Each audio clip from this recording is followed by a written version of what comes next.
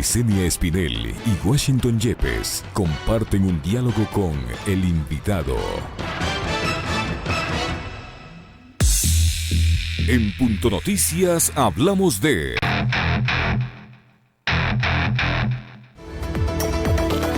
El coronavirus sigue expandiéndose y ya afecta a 51 países del mundo. Con nuevos casos de contagios y víctimas fatales en Asia, Europa y el primer paciente confirmado en América Latina, un ciudadano brasileño que estuvo en Italia.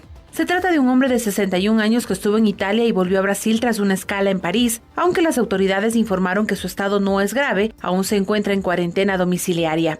El coronavirus ya deja al menos 83.332 casos de contagio a nivel mundial. La mayor parte, es decir, 78.497, se encuentran en China, donde se han registrado 2.788 muertes por esta causa. Pero la pregunta es, con el primer caso confirmado de coronavirus en nuestro continente, ¿el Ecuador está preparado para afrontarlo?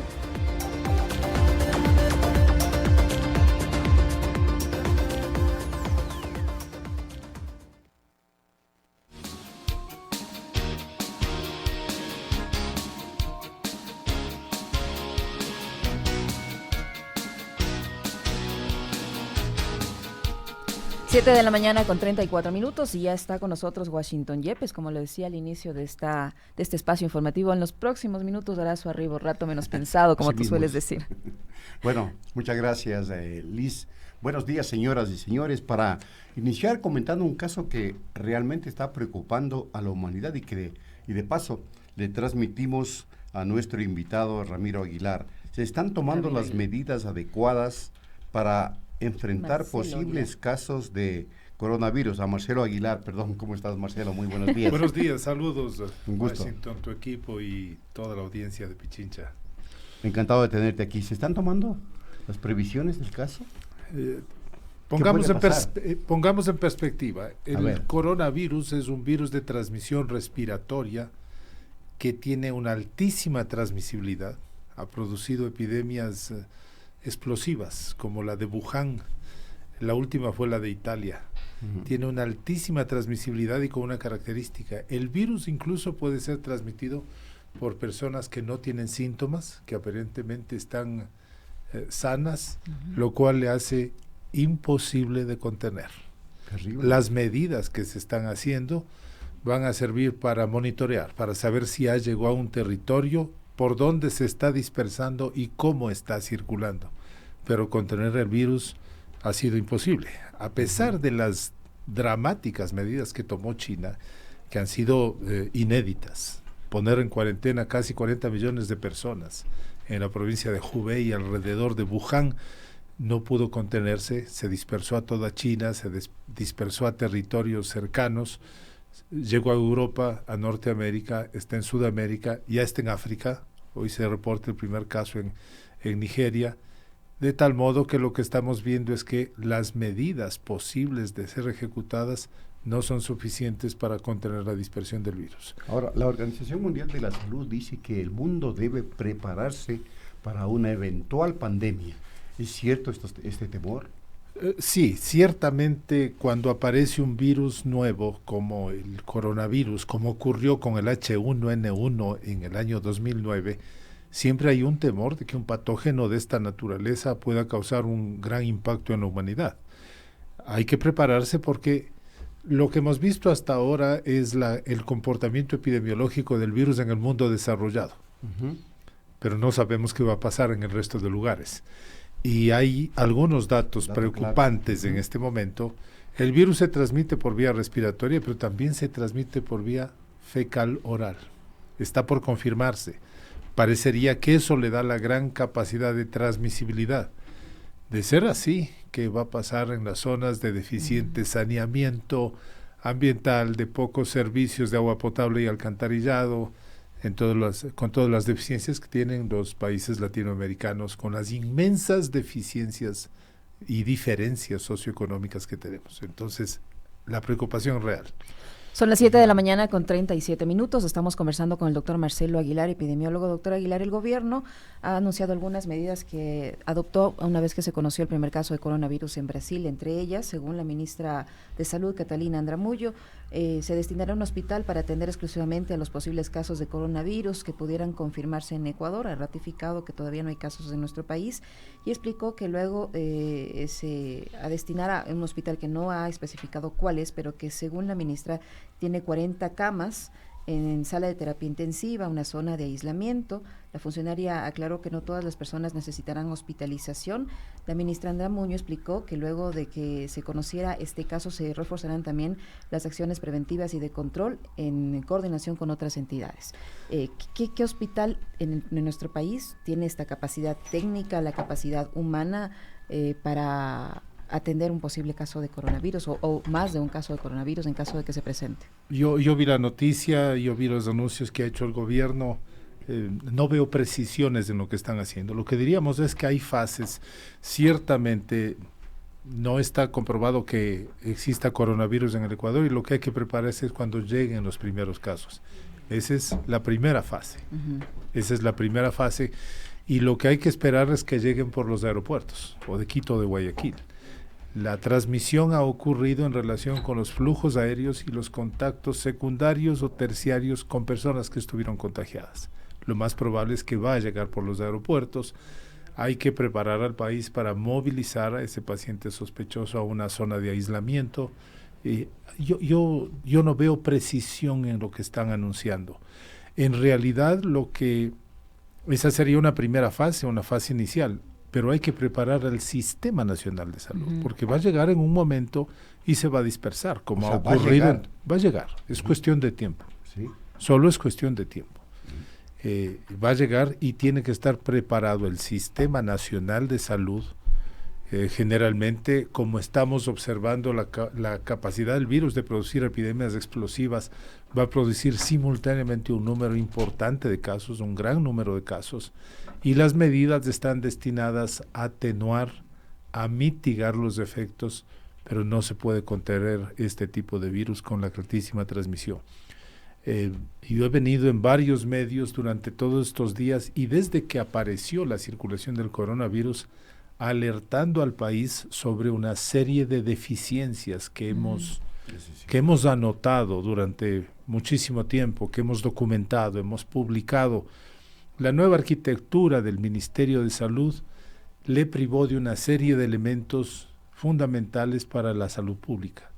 Está debilitado el sistema de vigilancia epidemiológica. No hay epidemiólogos suficientes en el Ministerio de Salud. Necesitan alrededor de 580 epidemiólogos. No hay ese número. Durante estos últimos ajustes que ha hecho el gobierno han salido más o menos 65,000 funcionarios del ministerio. No siempre con carácter técnico, no siempre la gente que está en la burocracia. Muchos de ellos son operativos, son gente que está en el frente. Entonces, no es el mejor momento para enfrentar esto para el Ministerio de Salud. Y yo llamaría la atención al gobierno nacional, a las autoridades, que este sea un buen motivo para repotenciar el Sistema Nacional de Salud. Tiene que incluirse un plan de emergencias y desastres, porque es así como se enfrenta este tipo de pandemias, este tipo de epidemias, este tipo de eventos adversos. La tendencia es que va a caminar hacia eso. Y sería un buen motivo para repotenciar el sistema de vigilancia, mejorar la capacidad de control con los programas o estrategias de control, ajustar los servicios y los sistemas de salud. El Ecuador tiene una importante red, la red de hospitales, de centros de salud, es significativa, pero eso tiene que ser racionalmente ajustada para que funcione de forma adecuada. Esos niveles son algunos de comportamiento, elementos. Marcelo, cuando se anuncia que es un hecho irreversible, que en un momento dado va a llegar.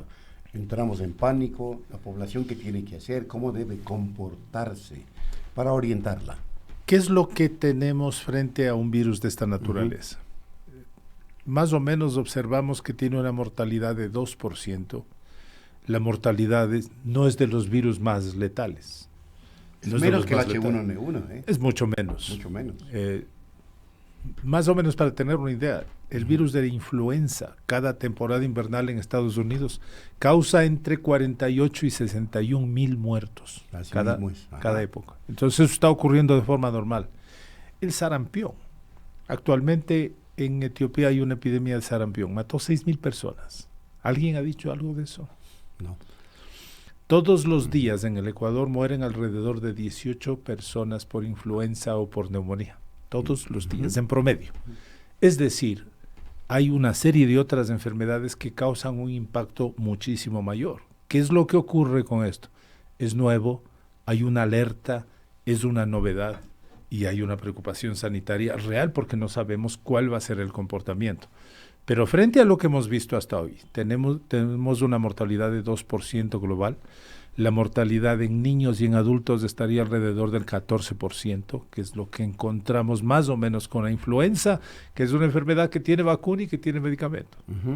Entonces, la población, que es el otro elemento fundamental, tiene que estar informada sobre las medidas preventivas. Correcto. Vamos a practicar el aseo de manos, la desinfección de manos. Las personas que tienen síntomas respiratorios de gripe o de resfrío, autoaislarse, evitar el contacto con otras personas, y esas medidas higiénicas van a ayudar a bajar la influenza, los otros virus que causan resfriado común, coronavirus, parásitos intestinales, afección de patógenos. Es decir, la práctica de hábitos sanitarios e higiénicos va a ayudar a mejorar la salud de la población, porque si bien es cierto, el Estado, el gobierno, el sistema de salud tienen una parte de la respuesta, pero la más importante está en la población, que debe ser orientada de forma adecuada. Eso sí, se requiere una información clara, precisa, constante, suficiente, que es lo que no estamos viendo. Hace falta una promoción mucho más de las medidas preventivas y que haya transparencia en la información. Eso es importante. Precisamente eso iba, doctor Aguilar, esa falta de transparencia, esa no precisión que usted señala. La ministra señaló, además, acompañada del titular del Instituto Ecuatoriano de Seguridad Social, Paul Granda, quien indicó que esta institución, el IES, tiene capacidad para atender posibles casos de coronavirus. Dijo que hay 3.000 unidades médicas que estarán disponibles en los centros del Ministerio de Salud y del Sistema de Seguridad Social. También que hay a escala nacional 659 dispensarios del Seguro Social Campesino. Todas estas unidades que mencionan, este hospital que dice que se destinará y que no se conoce cuál es, ¿están preparados? Bueno, te pido, Marcelo y Liz, tenemos una cadena en este instante. Dejamos en la expectativa para la respuesta de Marcelo en los próximos minutos. Nos enlazamos a la cadena.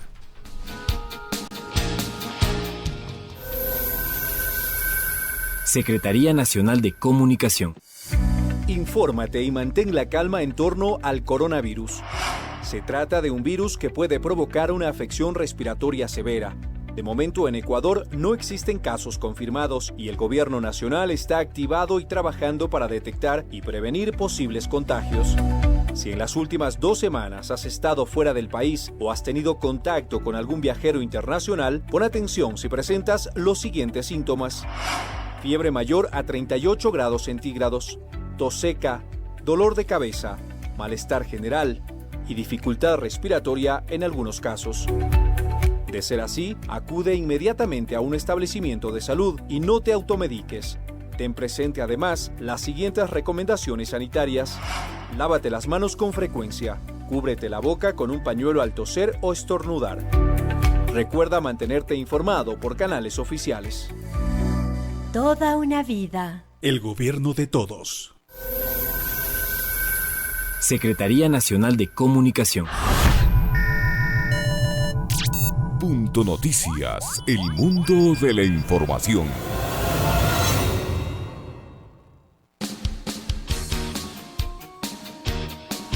7:46 minutos, precisamente del tema que hablábamos. Sí, le estábamos preguntando al doctor Aguilar si los anuncios por parte de las autoridades sanitarias, tanto del Ministerio de Salud como del IES, de que hay dispensarios, de que hay un hospital que se va a destinar, le decíamos al doctor Aguilar, están estos centros de salud, este hospital que no se conoce cuál va a ser, están preparados, hay los insumos, hay el material necesario, hay la capacidad humana. Usted acaba de señalar que no hay suficientes epidemiólogos. Entonces, con todo este escenario, ¿estamos realmente preparados?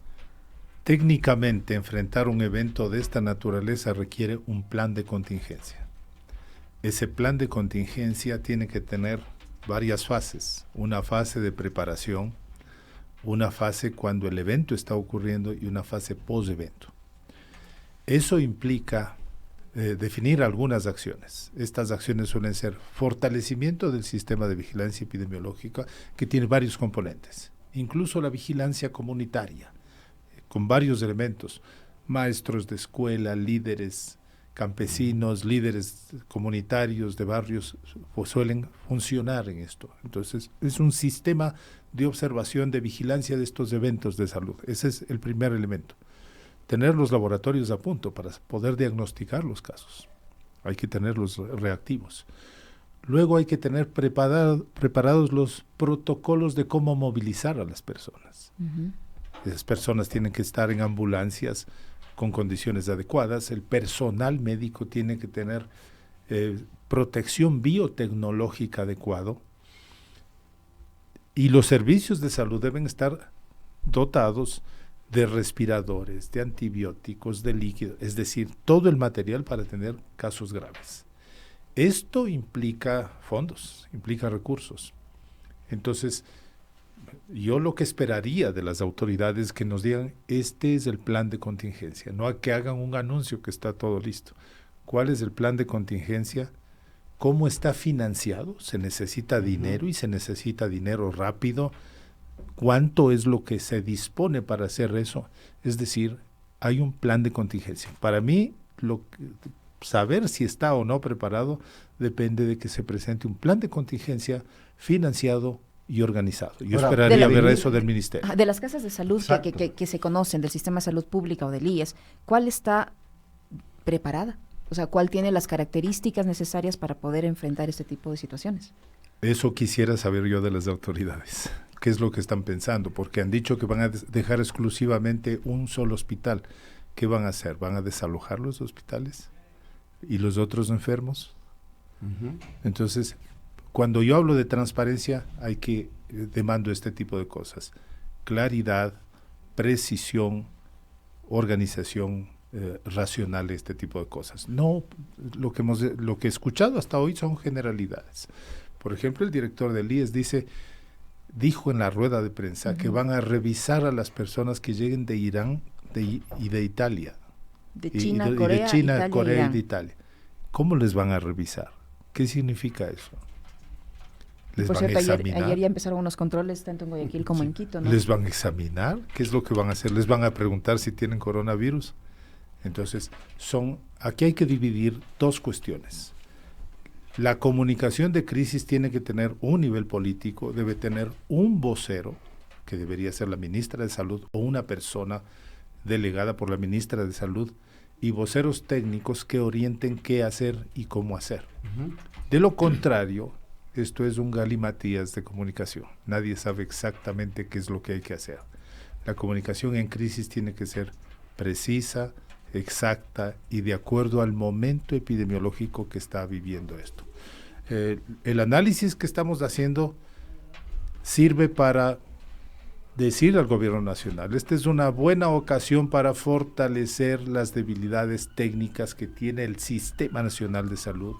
Es una buena ocasión para buscar fondos. Van a negociar con el Fondo Monetario Internacional todo el tema de deuda.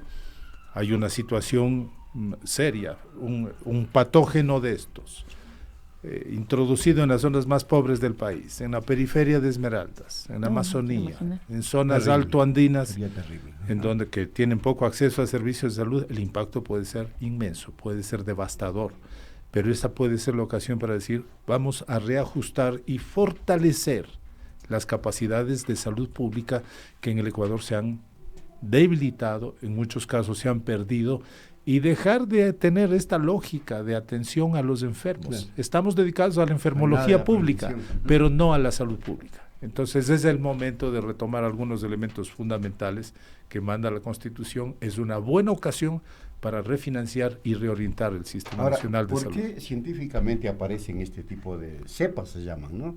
Que de pronto provocan este nivel de expectativa y de conmoción a nivel mundial? Los virus evidentemente están presentes en la humanidad, han estado siempre. Las bacterias no se diga.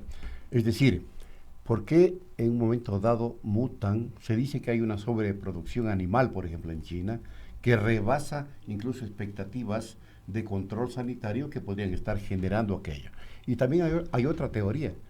Son virus que de pronto son generados a propósito para contaminar sociedades. ¿Qué nos puedes decir, Marcela? Biológicamente, la naturaleza de los virus, en su naturaleza biológica está la mutación. Eso ha existido históricamente, desde que los virus son virus y desde que la humanidad es humanidad. Bueno, son los primeros seres vivientes. Y los más sencillos y los más peligrosos. Exactamente. Los más sencillos, son las partículas biológicas más simples que hay. Está en su propia naturaleza cambiar, porque varios de estos virus tienen varios reservorios. Circulan, por ejemplo, los virus de la influenza son capaces de circular entre humanos, cerdos, focas, caballos, aves, ballenas. Entonces, cada que pasan por un huésped, son modificados por el sistema inmunológico de uno de esos animales y va a cambiar ese virus. En un momento determinado, un virus como estos coronavirus que causaban resfriado común, lo que llamamos resfriado común causado por más de 300 virus, en un momento cambian y aumenta su potencia de causar enfermedad, su patogenicidad. Eso es lo que naturalmente ocurre. Lo que ocurrió con la gripe española de 1918, con la gripe de Hong Kong, lo que ha estado ocurriendo con distintos virus de la influenza.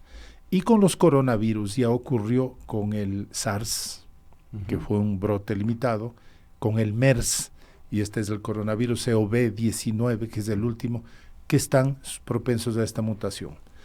Hay otros elementos planetarios generados por este modelo de desarrollo industrial en la cuarta revolución industrial del capitalismo, que se produce una aceleración de la explotación de la tierra, de la ocupación de bosques, de la producción industrial masiva de animales para la alimentación. Y China casi que ha sido una cuna del aparecimiento de nuevos virus. Los virus de gripe aviar han aparecido en China. Estos últimos, el SARS apareció en China. Y este último coronavirus, probablemente generados por una superpoblación. Viven en ciudades en condiciones de hacinamiento, se producen alimentos y animales en proporciones industriales, son 1.400 millones de chinos, una cosa loca, comen de todo, animales silvestres, animales de granja. Entonces la probabilidad de intercambio de virus entre la naturaleza y las poblaciones humanas es muy alta, y en algún momento uno de estos virus se adapta a transmitirse entre humanos. Entonces es el modelo también que va a generar, aparte de la parte del tema biológico de la naturaleza de los virus. El tema conspirativo es recurrente. Si es que revisamos, por ejemplo, qué es lo que pensaba la población de Estados Unidos y de México frente a la pandemia del H1N1, habían algunas cuestiones, que fue creada por el gobierno de los Estados Unidos, que fueron los New Age, que fueron los Illuminati que estaban buscando un arma biológica para despoblar la humanidad. La teoría conspirativa siempre está circulando. Sin embargo, la tecnología actual disponible puede modificar seres que ya existen. Pueden modificarse. Las bacterias son modificadas, algunos virus pueden ser modificados, pero no se puede crear vida. Eso no existe. Eso no existe. Al menos no hay ninguna evidencia racional que se pueda decir, ¿se puede sintetizar un virus? No, puede modificarse. Hay una línea de estudios del bioterrorismo que explora la potencialidad de virus, bacterias, agentes patógenos. Hay estudios sobre eso. Por ejemplo, el virus de la viruela es un virus potencial que puede causar pandemias y una mortalidad inmensa. Se conoce, hay conocimiento de eso. El bioterrorismo es tan antiguo como la humanidad. Gengis Khan lanzaba cadáveres de muertos con peste a las fortalezas. Uno de los primeros misioneros le llevó una cajita de oro y plata a Huayna Capac con costras de un enfermo de viruela. Hay una historia muy antigua de ese tipo de cosas. Pero racionalmente no se puede crear vida, se puede modificar. Doctor Aguilar, en Colombia, por ejemplo, hoy ya arribaron a Colombia 35 ciudadanos de esa nacionalidad que estaban en Wuhan, en China, donde fue el brote de este coronavirus, y allí se ha destinado un centro de alto rendimiento tan cuestionado aquí en Ecuador para atender a esta gente, y los van a tener ahí en una especie de cuarentena por alrededor de 40 días, pero no solo a ellos, sino también a la tripulación del avión que los acompañó. Este tipo de medidas, ¿cree usted que van a dar resultado, tomando en cuenta que de acuerdo a las autoridades de Colombia, estas personas no presentan ningún síntoma, aparentemente están sanas? Este tipo de medidas pueden aplicarse en las fases iniciales, y lo que van a ayudar es a contener, a controlar, a saber dónde están los casos, si es que hay casos o no hay casos. Pero esa es una fase inicial, eso no se puede mantener por mucho tiempo. Sí, es racional hacer esto mientras más tiempo tenga un país para prepararse, para preparar su sistema de salud, generar su plan de comunicación, información, su plan de movilización social, es mejor. Entonces, este tipo de medidas ayudan a detener, a retardar la circulación de los virus. Ahora, los controles que se están realizando en los aeropuertos, como usted dice, es hacer al haber personas que no presentan síntomas, porque se les está controlando a quienes pueden estar presentando síntomas, fiebre, etcétera. ¿Qué tan efectivos puede ser, tomando en cuenta que el virus se ha expandido precisamente a fronteras fuera de China? Son relativos, la efectividad es parcial. Esto va a servir para decir que una persona sintomática llegó de tal sitio y es sospechosa del coronavirus, hacer todo el protocolo para diagnosticarlo y saber que ya está. Pero hay que tener clara conciencia que un número determinado de esas personas portadoras no va a ser detectado. Ahora, la atención es la normal, es decir, ¿cómo se repara, digamos, una persona contagiada? ¿Cómo se una persona contagiada va a desarrollar un número, un determinado número va a desarrollar, como en la gripe, como una gripe, un cuadro leve, un cuadro pasajero. Algunas otras personas van a desarrollar un cuadro más severo, especialmente los adultos mayores, las personas que tienen comorbilidades, que tienen insuficiencia renal, insuficiencia hepática, diabetes grave no compensada, cáncer, que tienen otras enfermedades debilitantes. Esos han sido los que mayor mortalidad tuvieron en China. Esa es la información que tenemos. Niños menores. Entonces va a desarrollar un cuadro de tos seca, de fiebre, de malestar general, no tiene muchos síntomas nasales, tiene tos seca y va a tener alguna dificultad respiratoria. Esos pacientes tienen que acudir al servicio de salud para ser atendidos. Entonces ahí evaluará el médico cuál es la gravedad, si es que tiene neumonía, deberá ser tratado de la forma habitual que se hace en estos casos. Las personas que en estas condiciones no automedicarse, eso es importante. No todas las personas que tengan un síntoma respiratorio tienen que acudir a una unidad de salud. Porque la gente no entra en pánico, claro. Pues imagínate. Sí, es que si tenemos una gripe, todos hemos tenido gripe y sabemos lo que es una gripe. Estamos en tiempo de gripe.